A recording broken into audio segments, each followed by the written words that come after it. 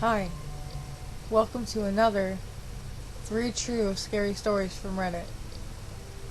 Before we begin, I would like to say that the links to the stories will be in the description below if you want to read along with me. Also, the links to the news article and mugshot relating to story number 1 will also be in the description below. So let's begin.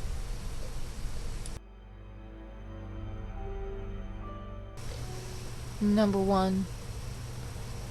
I went out with my friends one weekend in high school and came back home very late. I didn't want to wake my mother up by going through the front, so I went around the back to use the patio doors.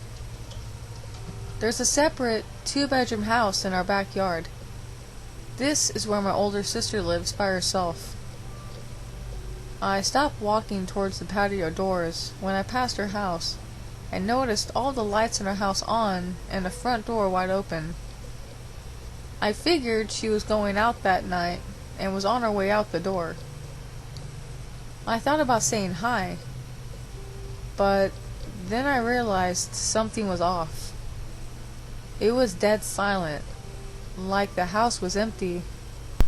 Why would she leave her house like that, with the door open and all the lights on? Who does that? Maybe.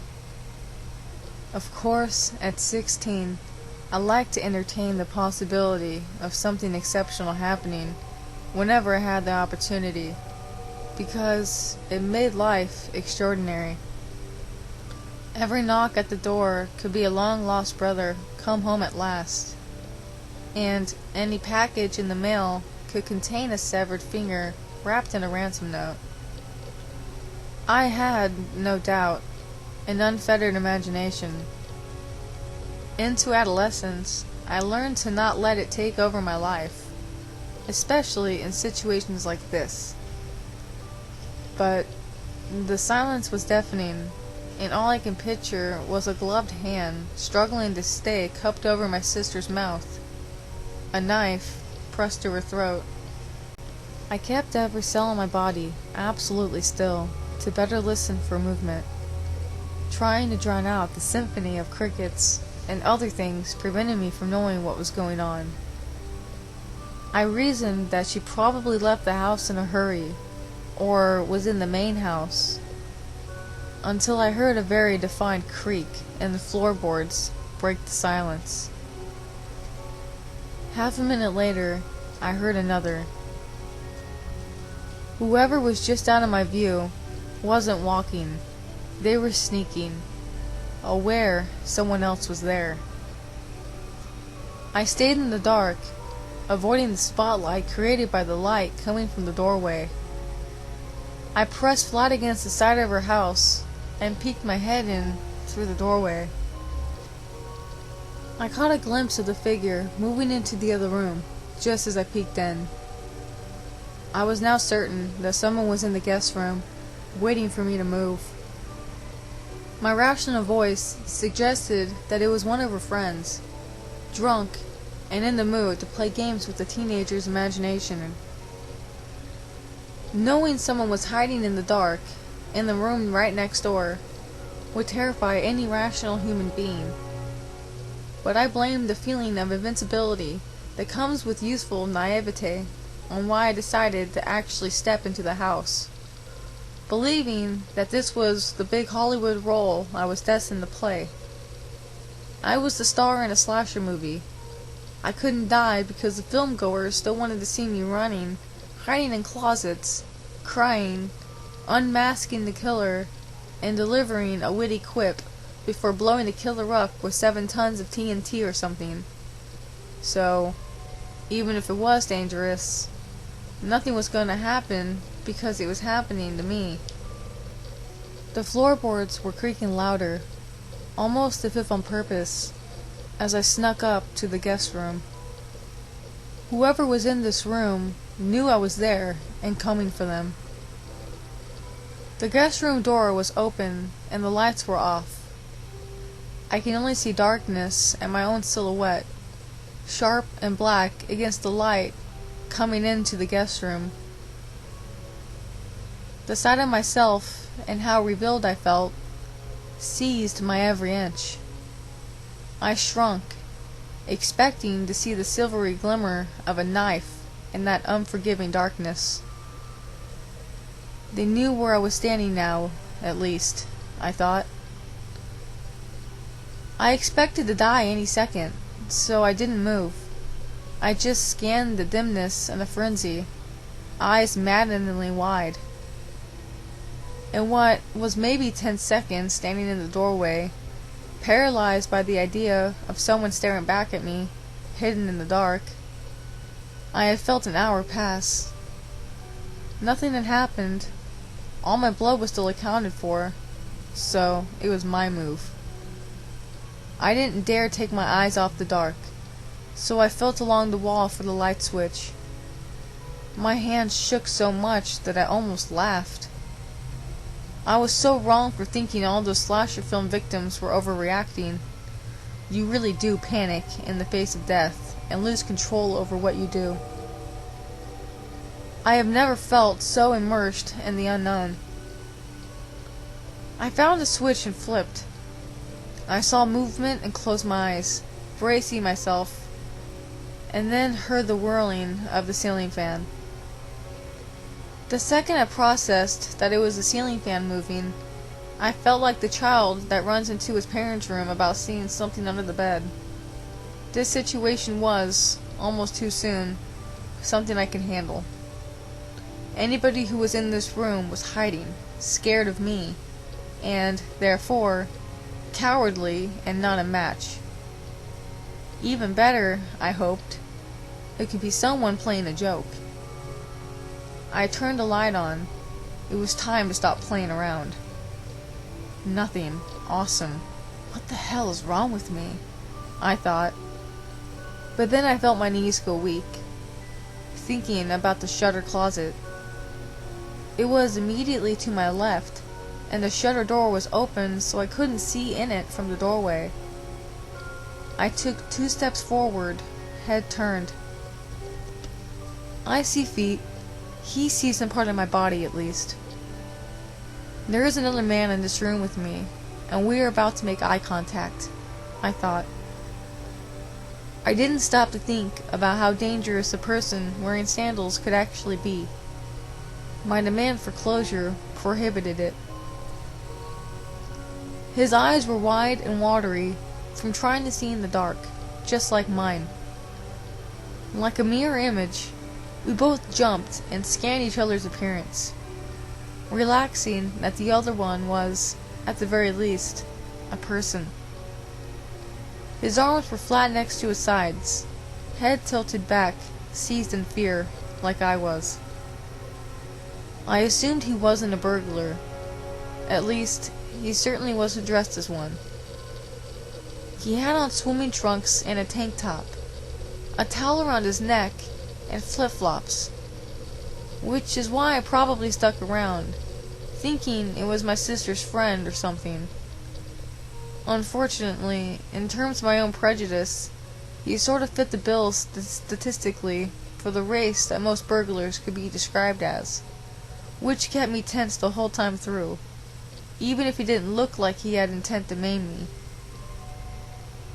"What are you doing here?" I asked. It took him a second. "Nothing, man. I was dying of thirst, so I just came in here to get some water," he said, like a child caught in the dead of night with his hands in the cookie jar. For some reason, but probably just to stall, I asked the same question again, and he repeated the same answer. I looked down at his hands. His fingers were black, the way car mechanics do after handling grease all day. I looked back up at him and just mouthed, No. Flight. Here it was. I wanted it so bad, here it was. My own little horror film. Running with no form, as fast as I could, for my life. I expected to get shot in the back at any moment. I made it out of my sister's house, and to the back door of the main house. I turned while running to see him. He was right behind me, and I just hoped he was going to book it and turn left, because he was so close to me that he definitely would have caught me. "Mom, there's a burglar in the house!" I yelled as soon as I could get the patio door open. She came out screaming, the dogs barking behind her, adding to the chaos. I turned and locked the patio door. She grabbed the phone. We looked out the front window, as low as we could, and saw him kneeling at the corner of the house, hiding, waiting to see what we'd do. He grew impatient, hopped our fence, and got into a little white sedan and left. The cops came an hour later, thinking that the burglar had already left by the time we had made the phone call. Of course, this gave police plenty of time to get there, because deranged criminals that hide in closets would never think to come back to take care of eyewitnesses, right? Monday afternoon, after I'd come home from school, my mom tells me, "I want you to watch the news at 6 today. I think they caught the guy you ran into." 6 p.m. rolls around, and the top story is about a man who had gone on a crime spree over the weekend that ended in tragedy. I sat square in the middle of the sofa, cradling my head, hands over mouth, bouncing my knee wildly, waiting to see his face. This man went into a random family's house, just like mine, and stole a car at knife point. The family called 911 after he left. The cops spotted him on the road and tried to pull him over. He fled, and in the pursuit, crashed into another car, killing the driver and putting the passenger, her child, in critical condition. Police say Rodney D. I stopped listening. It was him. They showed his mugshot during the report, and I felt that dropping sensation in my stomach. It was him. I couldn't mistake it. This was the gaunt, terrified intruder I found standing in my sister's closet, hiding 2 feet away from me less than 48 hours ago. To this day, I still wonder, if the cops had showed up promptly, would the woman he killed the day after still be alive? It's not a jab at how well police did their work, but amusing about the crucial nature of communication skills, and how neglecting they can put another's life in great danger. Fearful burglar, let's not meet. He got 30 years, by the way.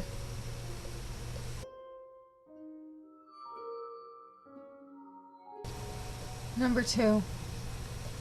So, I grew up as a middle-class suburban dweeb, middle son in a waspy family in a mostly stable home. Like many such children, I was left to my own devices quite a bit. When the first modem made its way into the house, along with AOL, I was hooked on the chat rooms. That was a pretty momentous occasion for me. I was a sexually promiscuous kid.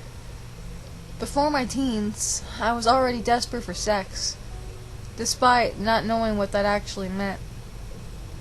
There really wasn't any outlet for that, though, so it mostly meant me spending huge amounts of time alone in my room, thinking abstractly about sex dry humping pillows, disrobing with my door unlocked or slightly ajar, etc.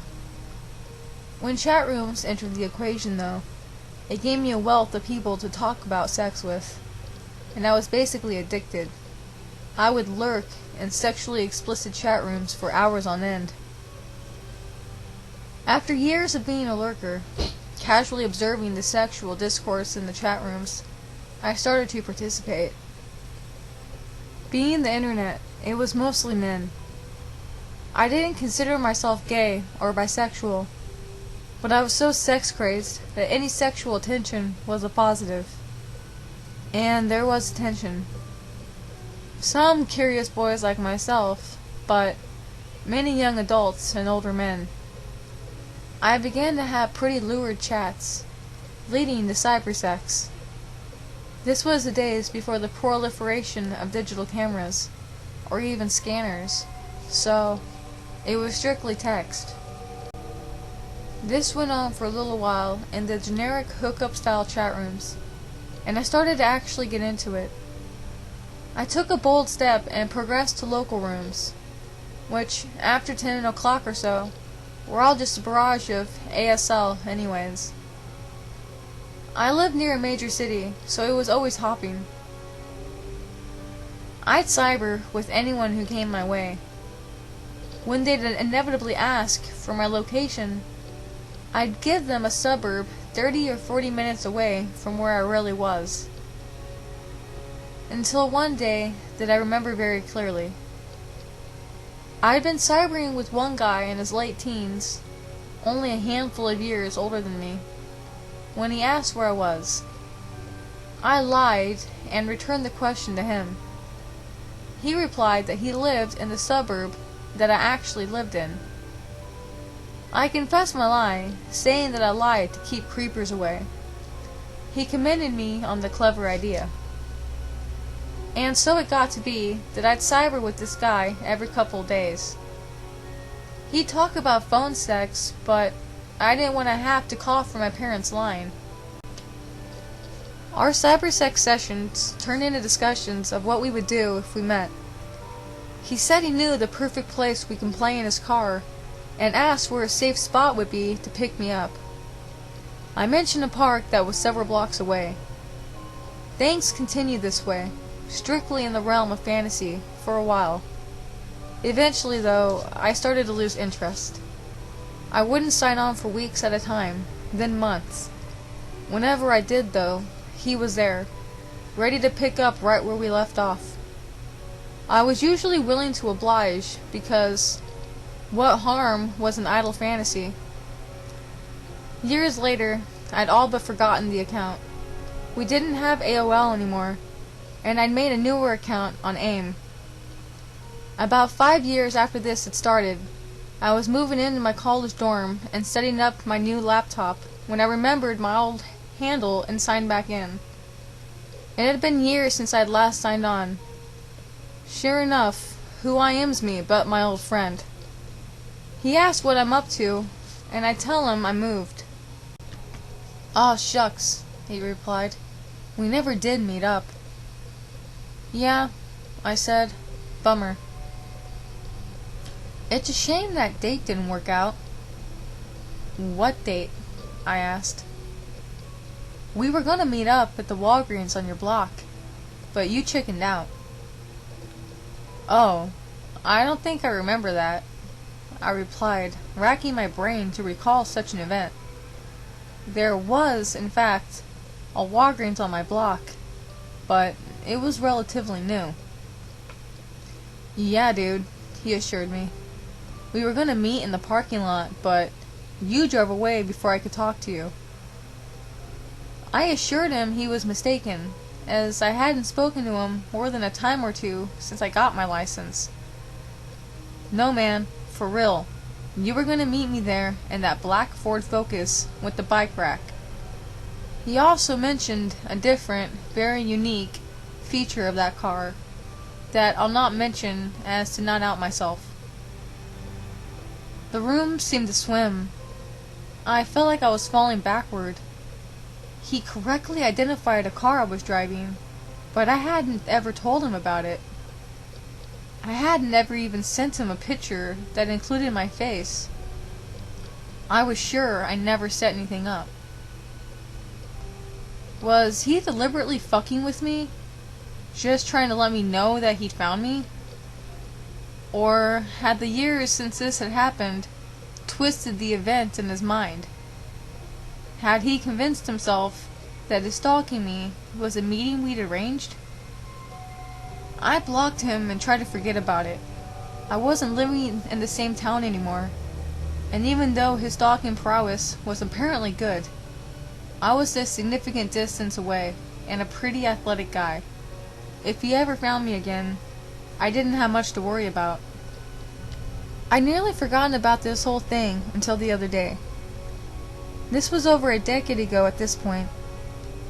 My older brother and I were catching up, lamenting getting older, and I quipped that I knew I was old, because a member of my graduating class had already gone to jail for a felony and served his time.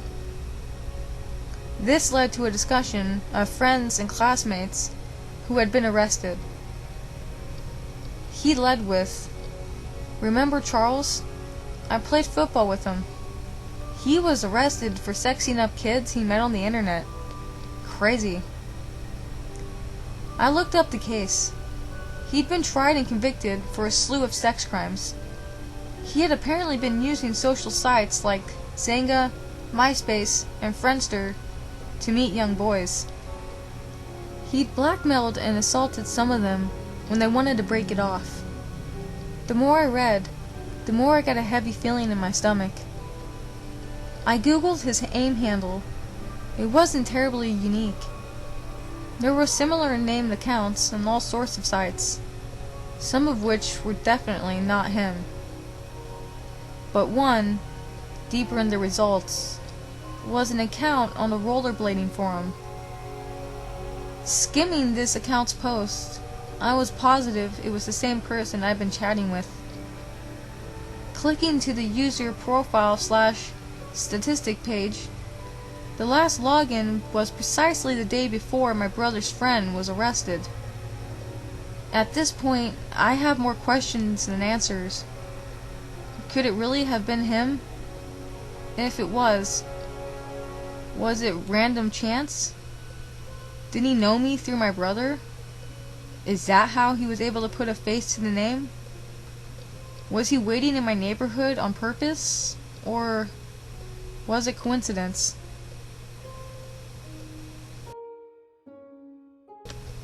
Number 3. I work in a large building, thousands of employees, and thousands of clients daily. I don't want to give away too much, because I'm afraid that my building can be identified if I give too much detail. However, our clients tend to have criminal histories. Our parking garage is multiple levels, and when I got to work, I parked at the top level. I saw this guy hovering around, and when I got out of my car, it took me a while to unpack it. My purse, my computer, my work files, my lunch bag, water bottles, etc. When I finally got situated, the man was standing at the trunk of the car to my right. Immediately, I was wary, but I tried to be nice. I asked him if I could help, and he started asking me questions. Benign stuff like, "Do you work here? What do you do here?" etc.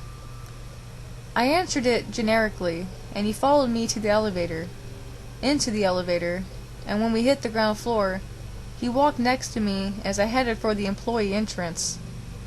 Once I got there, he tried to follow me in, but I firmly told him, "Clients go around," and pointed. He tried to convince me to let him follow me in, but I told him he needed to go to the metal detectors and shut the door. It creeped me out, but plenty of our clients are creeps, and it was 8 a.m., so there are a lot of people around.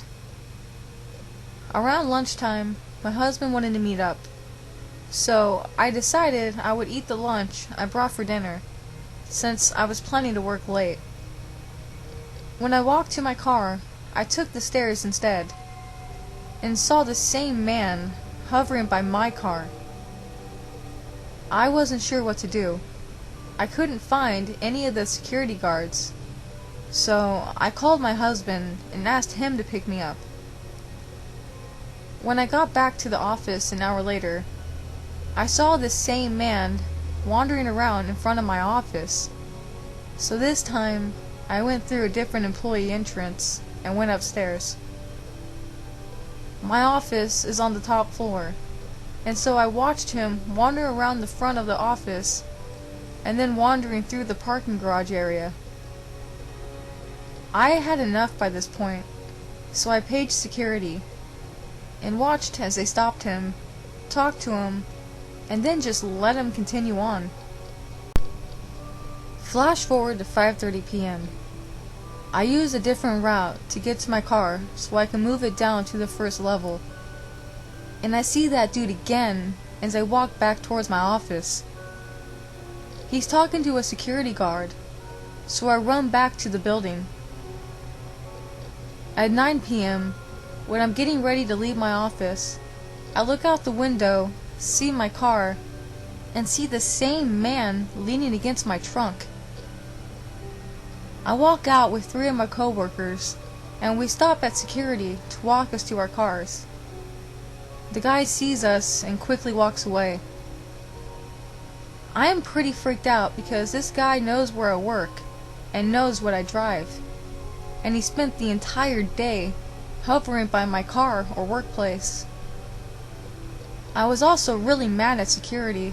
Like, I get we deal with a lot of crazy people, but I feel like I should at least be able to walk from my car to my office and back again without hiding behind bushes and shit.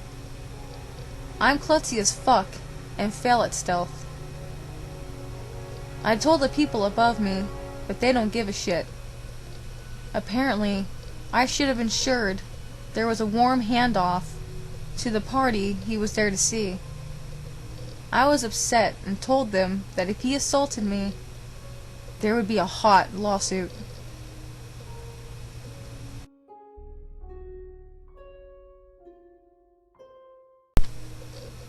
Thanks for listening to another 3 True Scary Stories from Reddit.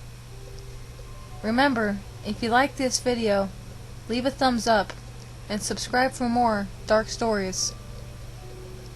Also, if you guys wouldn't mind sharing these videos, that would be a huge help to me and this channel.